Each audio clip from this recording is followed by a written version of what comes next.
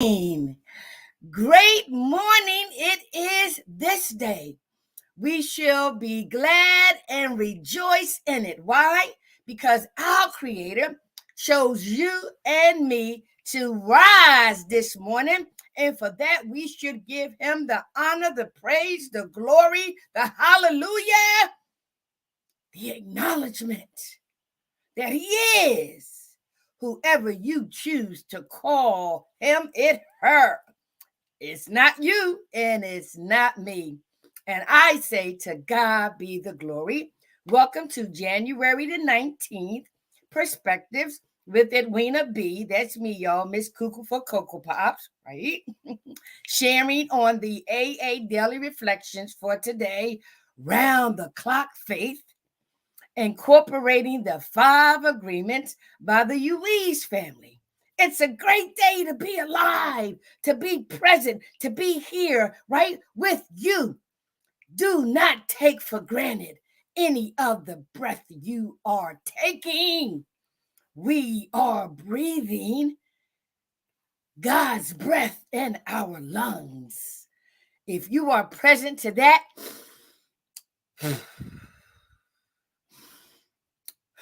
me and 9 members of my family had COVID. Most of them were grandchildren. And oh, by God, you talking about breathing?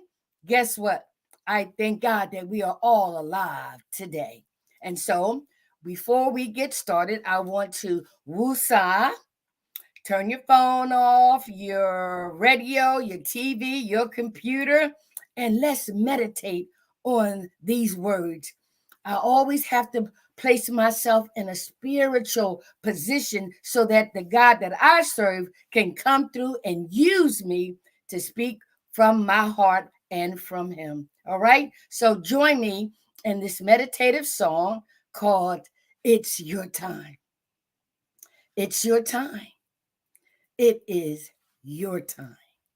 Okay?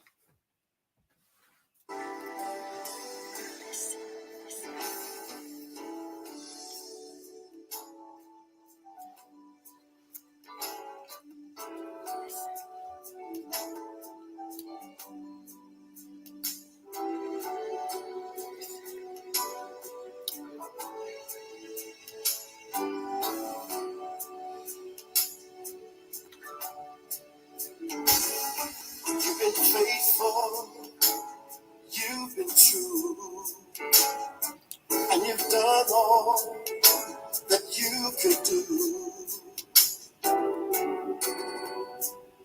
And for your faithfulness, it's your time.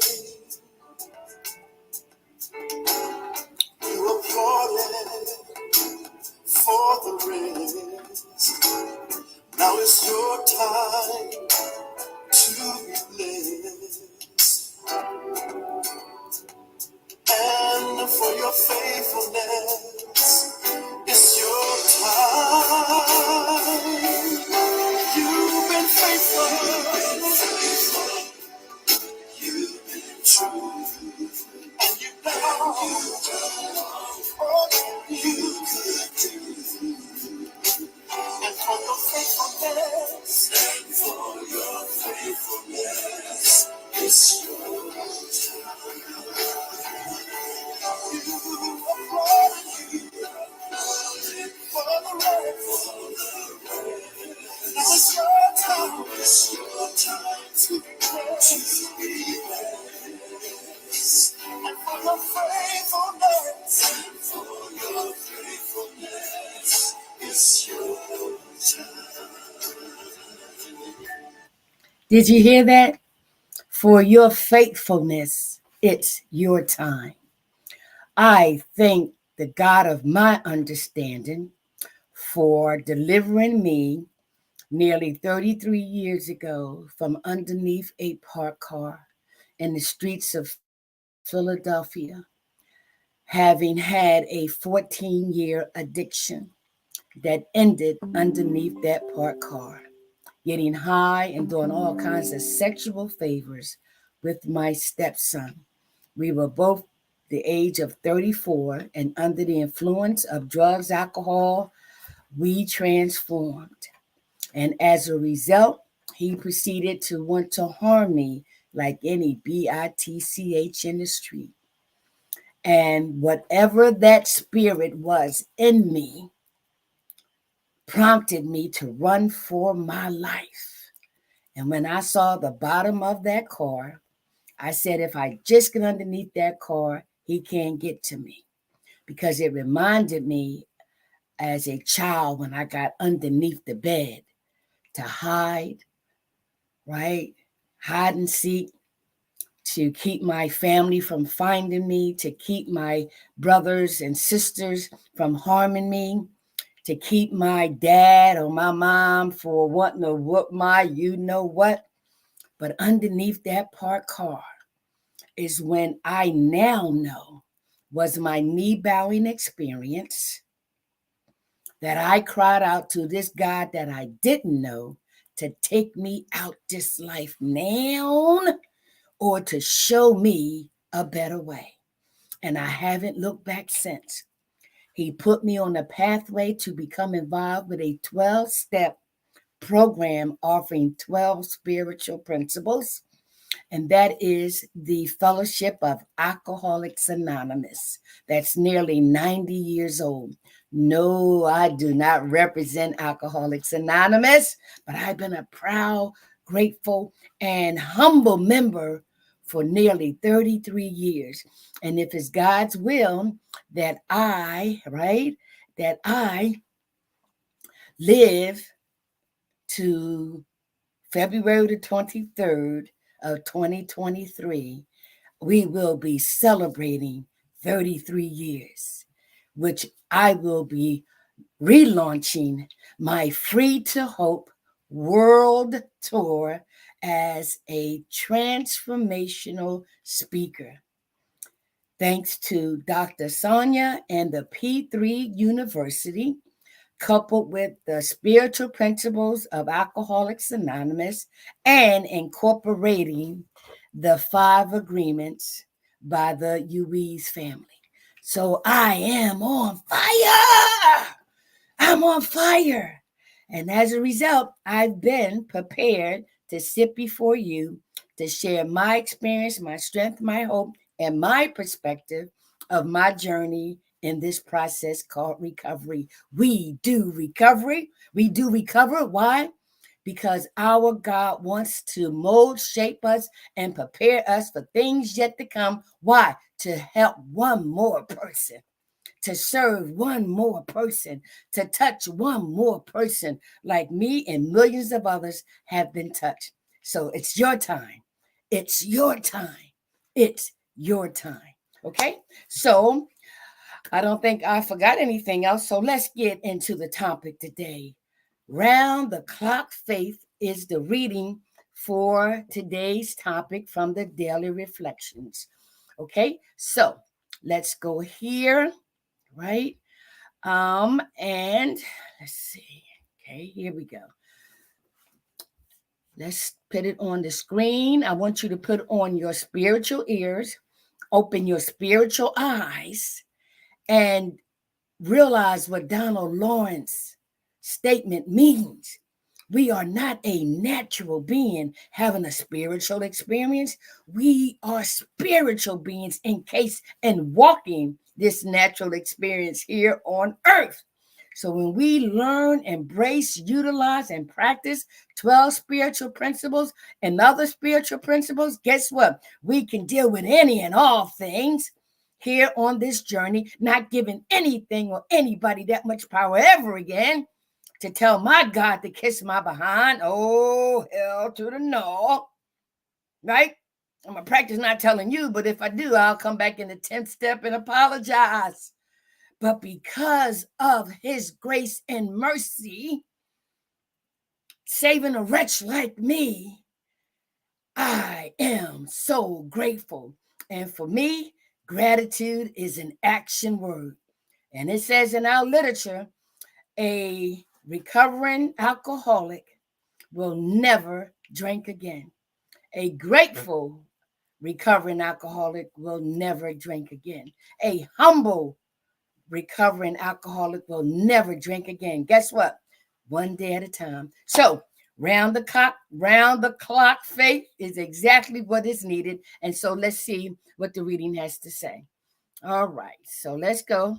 All right, all right. It says here, okay, January the 19th, daily reflections, round the clock faith. Go to aa.org to the reflection topic and review the entire AA program and what it has to offer. And I will be including the 5 agreements by the Ruiz family. So, our co founder, Bill W., takes a quote from the Alcoholics Anonymous Big Book, page 16, and states, faith has to work 24 hours a day and through us, or we perish. I'll read that again. Faith has to work 24 hours a day in and through us, or we perish. Right? The person in recovery shares his perspective and states, the essence of my spirituality and my sobriety rest on a round the clock faith in a higher power. I need to remember and rely on the God of my understanding as I pursue all of my daily activities. How comforting for me is the concept that God works in and through people. As I pause in my day, do I recall specific concrete examples of God's presence? Am I amazed and uplifted by the number of times this power is evident? I am overwhelmed with gratitude for my God's presence in my life of recovery. Without this omnipotent force in my every activity, I would again fall into the depths of my disease and death. Oh my God. Oh my God. See, my tour is entitled Free to Hope, right? And that stands for free from recovery, emerge empowered to give hope to others, help others prosper equally, right? And so, as a result of being in a 12-step program, I have been prepared, right, to share my experience, strength, hope, and perspective on what I've been involved in for nearly 33 years. Practice, practice, practice. When the student is ready, the teacher will appear. And when it comes to spiritual knowledge, spiritual wisdom, it is unlimited because of reflection readings like this that helps us in recovery to focus on today's topic and to marinate on it, to decipher it, to evaluate it, and more importantly, to become aware and practice it. So let's dissect this thing, incorporating the 5 agreements, right? So the first thing Dr. Bob says, faith has to work 24 hours a day in and through us, or we perish. And I have to tell people, and after telling myself, I've been practicing unknowingly faith as long as I can remember, right? Now, my understanding of faith may have been construed, right? Misconstrued, right? But I believed I was going to wake up. I believed my mom was going to fix us breakfast. I believed that I know I had to go to school, right? I had faith. I took for granted a whole lot of things. And in reality, I projected and I had faith that those things were going to happen, right? And even during my addiction, during my 14-year addiction, I had faith that the drug dealer was going to show up. I had faith that the bartender was going to give me what I needed. I had faith as a prostitute that I was going to get paid for doing some service work.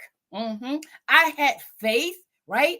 That I was going to get this money. I had faith that I was going to get that, right? So I have round the clock faith, but dependent on what? And so in recovery, we learn we learn how important faith is. And so, one of the reasons why I am sitting here before you like I am, right? Because underneath that parked car, nearly 33 years ago, I did not look like this. No, no. I only weighed 90 pounds. My skin was dark. My face was sunken in. My eyes, circle around the eyes, were dark. My hair was in a wicked position, right? And I didn't even have any teeth. Hmm? Alcohol, drug addiction, and all of that contributed to my physical demise. And not only my physical demise, but the destruction of my spirit. Mhm. I shared with somebody else, this is the vessel, but you better decide what spirit is occupying it and manifesting itself through you. So underneath that parked car, I hollered out to this God that I didn't know to take me out this life or show me a better way. And he met me just the way I was. He accepted me just the way I was. And so that faith that I practiced previously didn't really have an understanding of what I was doing and what I was saying. All I knew that I wanted what I wanted when I wanted it, but I couldn't save my own life. No. And so crying out those words was the beginning of my spiritual faith. And the fact that God accepted me just the way I was. So through this journey, I've learned to take off the mask. Take off the mask, Edwina. Take off all the masks to learn and to discover who God intended for you to be. Yes, yes. I don't need the wig. I don't need the makeup. I don't need none of this right. No, I don't. No, I don't. And I don't even need these. You still love me? I love me. I learned to love me just the way God made me. And because of round the clock faith, once he chose to not take me out and put me on a pathway to recovery, I haven't looked back since. And because of that round the clock faith, one day at a time, sometimes 1 second, 1 minute, 1 hour at a time, I remember being underneath that parked car as if it was 3 o'clock this morning. So I'm only going to put these back in to articulate and pronunciate my words. But guess what? One day I may come before you and I don't have them because I couldn't find them. But because I love me today and I accept me just the way I am, I'm hoping that you too can be set free so that you can give hope to others. Okay? All right. Huh. Now, let's get into the reading again from the perspective of faith has to work 24 hours a day in and through us, and or we perish. And God knows I don't want to perish. All right, so let's go to the uh, perspective of our recovering person. He says the essence of my spirituality and my sobriety rest on a round the clock faith in a higher power. And that's the beautiful thing about Alcoholics Anonymous. We are so many and varied, right? And so people like me who was taught that God was a punishing God, you got people who are agnostic, atheists. We have people who were believers and non-believers, right? And so their distortion of a God or whatever. And so in recovery, we don't listen. We don't force you to believe in nothing. And so, if you want to acknowledge a power greater than you, a higher power, right, that can help you when you have your knee bowing experience and you confess with your tongue that He is, whoever He is, help me. And so, we in recovery often use the term higher power that can take on different forms, right? Right? We only ask that it be caring and loving, right? And that it be encouraging and supportive, right? And like me, in the beginning, my higher power was the Fellowship of Alcoholics Anonymous. Those members in the group, they were a power greater than me. They helped me to see and to feel and to become aware of what we were doing to ourselves, right? Our higher power was speaking through them. And now that I'm placed in their presence, right? That took on a stance of me acknowledging that they were a higher power for me. And then it grew, it grew, it grew until I was able to say, my higher power is the God of my understanding, right? And so that is so, so very important in setting the foundation. The essence of my spirituality and my sobriety rest on a round-the-clock faith in a higher power. He goes on to say, I need to remember and rely on the God of my understanding as I pursue all of my daily activities, right? I need to remember. I need to remember and rely on the God of our understanding, right? As I pursue my daily activities. Some things in recovery that people experience once we gain some weight and we get all masked up again and we forget where we came from, right? Not me, but it happens. It did happen to me, right? Until I was able to embrace the 12 spiritual principles, now incorporating the 5 agreements, now being a part of Dr. Sonia P3 University, and whatever else God has for me to increase my spiritual wisdom, my spiritual knowledge, so that I can help just one more. And I'm hoping that I'm helping one right now. Is it you? I don't know. It's none of my business, right? Right. And so I need to practice each and every minute, second, hour of the day and to rely on the God of my understanding, right? As I journey through my day's activity. Once I keep him in front of me and I practice the 12 spiritual principles of the Fellowship of Alcoholics Anonymous, and now the 5 agreements by the Ruiz family, now the P3 University by Dr. Sonia, I'm on fire. Yes, I am present and recognizing I am breathing right now. Sometimes it's just that simple. Stop, pause, and recognize you are breathing. Because whatever you're thinking, wherever you at right now, is going to determine your next steps, right? And so I'm in touch with practicing, relying on the God of my understanding as I pursue all my daily activities. It didn't say some, it said pursue all. He goes on to say, how comforting for me is the concept that God works in and through people.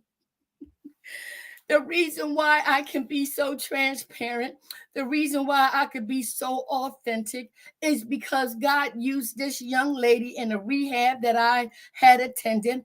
And when she shared her story, first I was like, oh, here we go again. Oh, here another one.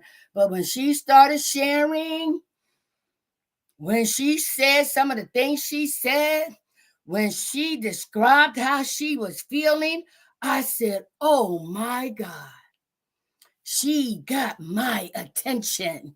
As the 5 agreements talks about, whatever captivates your attention, you will retain. And so as she shared her experience, strength, and hope, and the solution of how she was able to become so authentic and so transparent, I said to myself, God, if you keep me sober long enough, I want to be able to share just like her.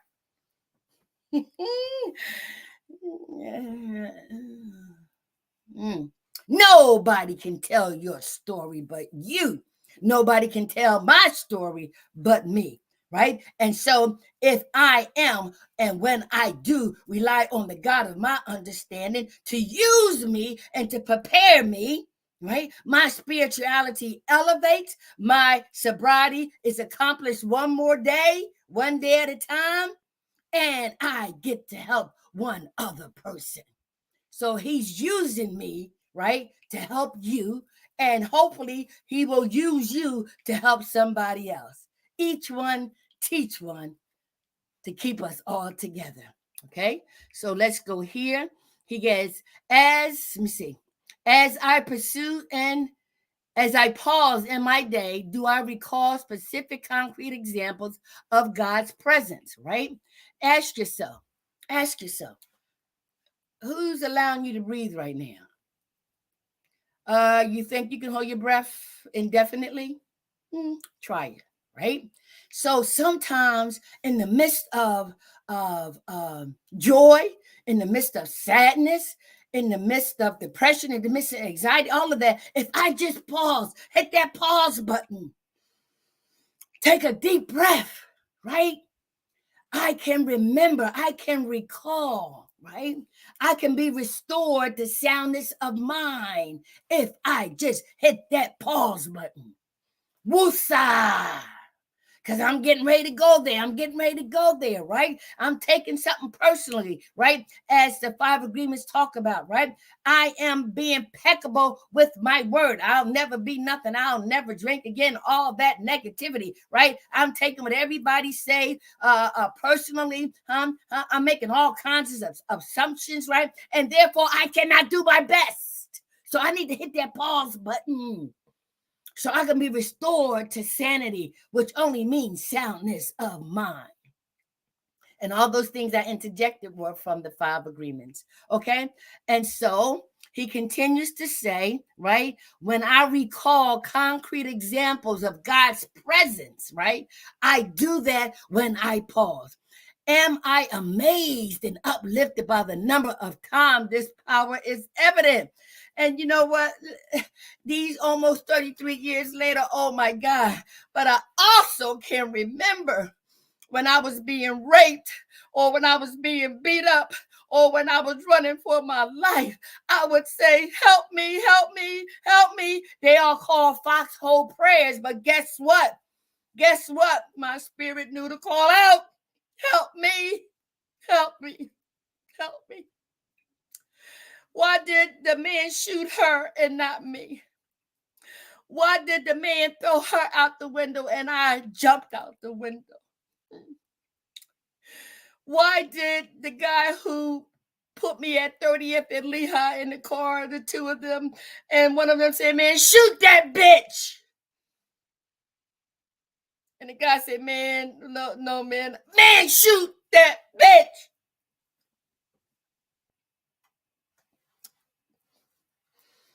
These are tears of joy because I recall, and I'm so grateful, right? I am overwhelmed with gratitude for my God's presence in my life and my recovery. And listen, the first 90 days in my recovery, right, because of this situation, right, of being in this fellowship, I've learned, right, that as long as I practice taking suggestions and don't rely on my own, right, my own willpower, but to seek God's will in my life, I will get through any and all things, right, with gratitude.